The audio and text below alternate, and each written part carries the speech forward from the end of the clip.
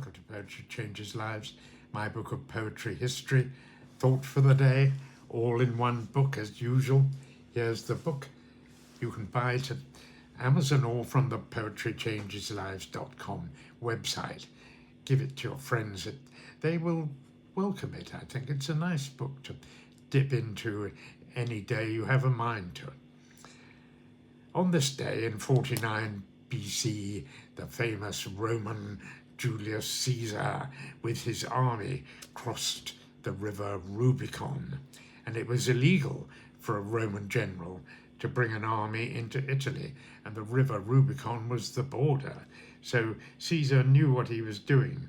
Fresh from his conquests in Germany, Gaul and Britain, Caesar refused the Senate order to resign his military commission and marched into Italy and down to Rome. The resulting civil war left him victorious, and he assumed control of the state.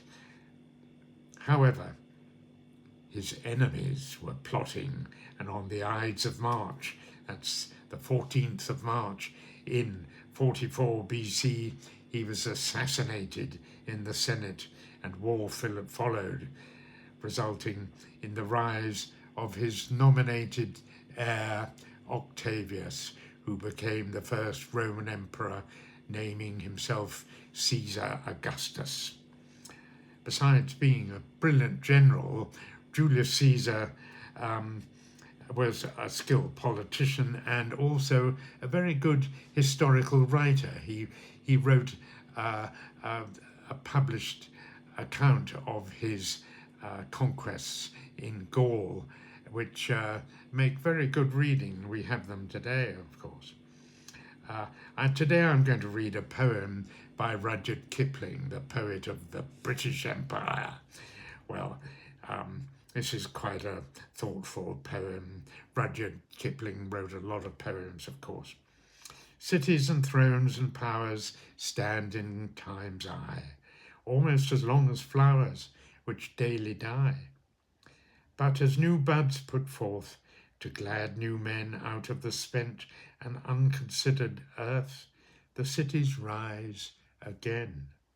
So time that is overkind to all that be, ordains us even as blind, as bold as she, that in our very death and burial sure, shadow to shadow well persuaded earth, see how our works endure. Well,